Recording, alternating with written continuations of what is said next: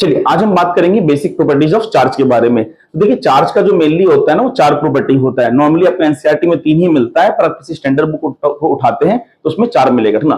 तो चार्ज का क्या अपने पास 4 प्रॉपर्टीज है। पहला क्या अपने पास एडिटिविटी ऑफ चार्ज, दूसरा क्या है अपने पास चार्जेस कंजर्व, थर्ड है हमारे पास क्या क्वांटाइजेशन ऑफ चार्ज, और फोर्थ है हमारे पास क्या इनवेरियंस ऑफ चार्ज। तो चार्ज का अपने पास कितने प्रॉपर्टीज हैं? 4 प्रॉपर्टी है। पहला एडिटिविटी ऑफ चार्ज, दूसरा हो गया अपने पास चार्जेस कंजर्व, थर्ड हो गया हमारे पास क्या क्वांटाइजेशन ऑफ चार्ज, और फोर्थ हो गया हमारे पास क्या invariance of charge. Additivity of charge क्या बोलता है अपने पास कि चार्ज हमारा सिंपल अलजेब्रिक रूल को क्या करेगा फॉलो करेगा। जैसे कि 2+2 एक एटम्स लिया उसमें 2 चार्ज डाल दिया, समझे क्या। उसे एक एटम कंसीडर करो, उसमें क्या है अपने पास 5 चार्ज है, 2 चार्ज और डाल दिया, कितना हो जाएगा 7, एक निकाल दो कितना हो जाएगा 6। तो चार्ज हमारा क्या करेगा सिंपल अलजेब्रिक रूल को फॉलो करता है। ये हमारा क्या बोलता है एडिटिविटी ऑफ चार्ज बोलता है। सेकंड क्या है अपने पास चार्जेस कंजर्व ना। तो चार्जेस कंजर्व कैसे कब पॉसिबल होगा? जब सिस्टम क्या होगा अपने पास प्योरली आइसोलेटेड होगा। बिकॉज इस रियल वर्ल्ड में हम लोग ना तो एक सिंगल अमाउंट ऑफ पार्टिकल्स को क्रिएट कर सकते हैं, ना तो डिस्ट्रॉय कर सकते हैं। एज इट इज डिटो, ना तो हम लोग एक सिंगल अमाउंट ऑफ चार्ज को क्रिएट कर सकते हैं और डिस्ट्रॉय कर सकते हैं। थर्ड है हमारे पास क्या क्वांटाइजेशन ऑफ चार्ज। तो क्वांटाइजेशन क्या बताता है अपने को Q इक्वल टू क्या N E, ठीक ना। और फोर्थ है अपने पास क्या इनवेरियंस ऑफ चार्ज। इनवेरियंस क्या कि कोई भी बॉडी या पार्टिकल्स रेस्ट में है या फिर मोशन में है, उसका नेट चार्ज हमेशा क्या रहेगा सेम रहेगा, ठीक ना। तो चार्ज का 4 प्रॉपर्टी है। पहला है कि अपने पास एडिटिविटी ऑफ चार्ज। चलिए इस पे थोड़ा सा हम लोग डीपली डिस्कस करते हैं, ठीक ना। तो पहला क्या हो गया अपने पास एडिटिविटी ऑफ चार्ज।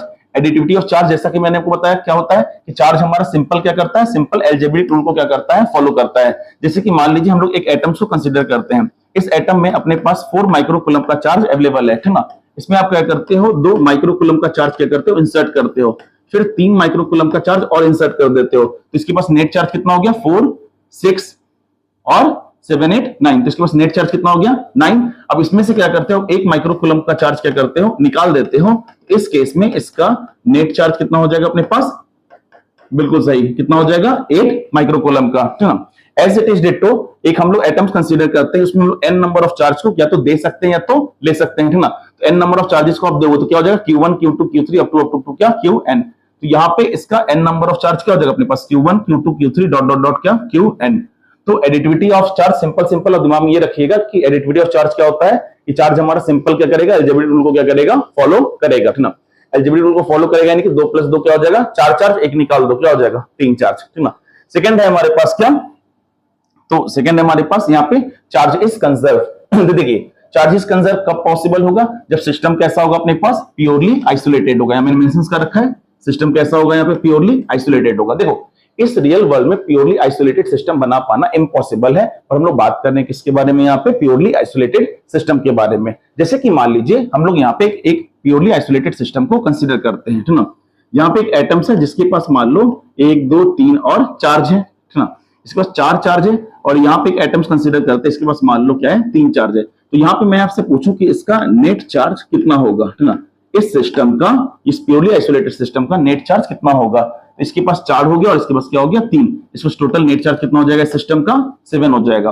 अब ये क्या करता है कुछ हम लोग ऐसा प्रोसेस करते हैं कि ये एक इलेक्ट्रॉन्स को क्या करेगा यहाँ से ट्रांसफर कर देगा, ठीक ना। तो एक इलेक्ट्रॉन्स को यहाँ पे ट्रांसफर कर देता है। तो इस केस में इसके पास बताइए कितना हो जाएगा अपने पास 1 2 3, और इसके पास कितना हो जाएगा अपने पास तो 1 2 3 4। अब बताइए कि इस सिस्टम का यहाँ पे नेट चार्ज कितना है, समझिए क्या इस सिस्टम का नेट चार्ज कितना है? तो इधर 3 और इधर क्या है अपने पास 4, यानी इस सिस्टम का अगेन नेट चार्ज कितना है अपने पास 7 है। फिर मान लीजिए ये एक इलेक्ट्रॉन्स का और ट्रांसफर करता है, ठीक ना, एक इलेक्ट्रॉन और दे देता है। अब इसके पास नेट चार्ज कितना बचेगा 1 2, और इसके पास कितना बचेगा अपने पास तो 1 2 3 4, और एक और क्या आ जाएगा अपने पास 5। तो इस केस में इसका नेट चार्ज जो है वो कितना हो जाएगा, ठीक ना। इसके पास 2 हो गया और इसके पास क्या हो गया 5, यानी 5 2 कितना हो गया अगेन 7, ठीक ना। फिर ये क्या करता है एक इलेक्ट्रॉन्स को और दे देता है, ठीक ना। तो एक इलेक्ट्रॉन्स को अगर और दे देगा तो इसके पास नेट चार्ज कितना बचेगा 1, और इसके पास है ना इस बार क्या बचा कितना चार्ज हो जाएगा 1 2 ठीक ना 3 4 और 5। अब इस सिस्टम का अगर हम लोग नेट चार्ज का बात करें, ठीक ना, तो इस सिस्टम का जो नेट चार्ज होगा वो कितना हो जाएगा अगेन 7। समझे क्या? अब नेट चार्ज कितना हो जाएगा अपने पास 7। अब बात ये आया ना कि ये जो एक चार्ज इसको दिया, ये एक चार्ज गया कहां? समझे क्या? देखिए रिमाइंड कीजिएगा, हम लोग क्या बोल रहे हैं, कंजर्वेशन ऑफ चार्ज तभी पॉसिबल होगा जब सिस्टम कैसा होगा अपने पास प्योरली आइसोलेटेड होगा। फर्स्ट फेज में यहां पे हम लोग 4 क्या कर रहे हैं, इलेक्ट्रॉन्स को कंसिडर कर रहे हैं, और यहाँ पे क्या कर रहे हैं, 3 इलेक्ट्रॉन्स को कंसिडर कर रहे हैं। अब इस सिस्टम पर अगर आपसे नेट चार्ज पूछा जाए तो net charge Q equal to n e के अकॉर्डिंगली इसका नेट चार्ज कितना हो जाएगा अपने पास 7, है ना। समझे क्या, ये एक क्या करेगा, एक को और ट्रांसफर करेगा, है ना। एक ट्रांसफर करेगा तो इसके पास क्या बचा 3, और इसके पास क्या बचेगा 4। इस सिस्टम का नेट चार्ज कितना है अभी 7। ये एक इलेक्ट्रॉन्स को और ट्रांसफर करेगा, अब इसके पास कितना हो गया 5, इसके पास कितना हो गया 2, इसका नेट चार्ज कितना हो गया 7। ये एक इलेक्ट्रॉन को और ट्रांसफर करेगा, इसके पास कितना बचा 1, और इसके पास कितना आया 5, यानी कि टोटल कितना हो गया 6, और इस सिस्टम का नेट चार्ज कितना है बेबी 7। तो सवाल यहाँ पे ये उठता है कि आखिर एक चार्ज जो है वो गया कहां, है ना। तो यहाँ पे 2 कंडीशंस बनेगा, एक तो क्या कि ये यहां से रिलीज हुआ पर यहाँ पे गेन नहीं हुआ, इन द सेंस कि ये एक इलेक्ट्रॉन जो है अभी भी इस सिस्टम के इनसाइड ही कहीं ना कहीं है। दूसरा कि वो क्या करेगा, इस सिस्टम के साथ क्या करेगा, यहाँ पे रिएक्ट कर जाएगा। देखिए अगर सिस्टम के साथ रिएक्ट कर जाएगा तो यहाँ पे सिस्टम कैसा होगा, प्योरली आइसोलेटेड नहीं होगा। पर हम लोग बात कर रहे हैं किसके बारे में, प्योरली आइसोलेटेड सिस्टम के बारे में, है ना। तो प्योरली आइसोलेटेड सिस्टम है इन द सेंस कि ये जो चार्ज है यहां से निकला तो है पर इसके पास पहुंचा नहीं है, यानी कि अभी भी इनसाइड इस सिस्टम के इनसाइड ही कहीं ना कहीं है, इन द सेंस कि इसका नेट चार्ज अभी कितना है अपने पास, अगेन 7। समझे क्या, बिकॉज क्यों, क्योंकि इस सिस्टम का जो नेट चार्ज होगा हमेशा क्या होगा अपने पास सेम होगा। क्यों, क्योंकि हम लोग स्टार्टिंग से पढ़ते आ रहे, चाहे हम लोग मैक्रोस्कोपिक के फिनोमेना पे बात करें या फिर हम लोग क्या बात करें, माइक्रोस्कोपिक के फिनोमेना पे बात करें। मैक्रोस्कोपिक का फिनोमेना क्या बोलता है कि इन दिस रियल वर्ल्ड कोई भी चीज जो होता है वो कंप्लीटली डिस्ट्रॉय नहीं होता है। We can not destroy a single amount of particles and single amount of charge, ना। हम लोग बोलते हैं, अगर हम लोग मैक्रोस्कोपिक के फिनोमेना पे बात करें तो हम लोग बोलते हैं क्या, a single amount of particles can neither be created nor be destroyed as it is ditto। अगर आप माइक्रोस्कोपिक क्वांटिटीज पे बात करते हैं तो हम लोग बोलते हैं क्या, a single amount of charge can neither be created nor be destroyed। आप एक सिंगल अमाउंट ऑफ चार्ज को ना तो क्रिएट कर सकते हैं और ना तो क्या कर सकते हैं, डिस्ट्रॉय कर सकते हैं।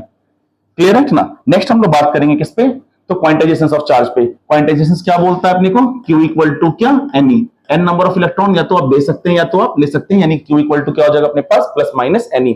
देखिए हम जानते हैं कि पार्टिकल्स को जब हम ब्रेक करते हैं तो पार्टिकल ब्रेक होता है किस चीज में, मैटर में, और मैटर को ब्रेक करते हैं तो मैटर ब्रेक होता है किस चीज में, मॉलिक्यूल्स में। जब मॉलिक्यूल्स को ब्रेक करोगे तो मॉलिक्यूल्स ब्रेक होता है किस चीज में, एटम्स में, और एटम को ब्रेक करते हैं तो वो ब्रेक होता है किसमें, प्रोटॉन, इलेक्ट्रॉन्स और न्यूट्रॉन में। न्यूट्रॉन्स इस पे कितना चार्ज होता है अपने पास, कोई चार्ज नहीं होता, 0। प्रोटॉन यानी कि पॉजिटिव, और 1 प्रोटॉन होता है 1.6 into 10 to the power minus 90 coulomb. As it is ditto 1 electron होता है कितना, -1.6 into 10 to the power minus 90 coulomb, है ना।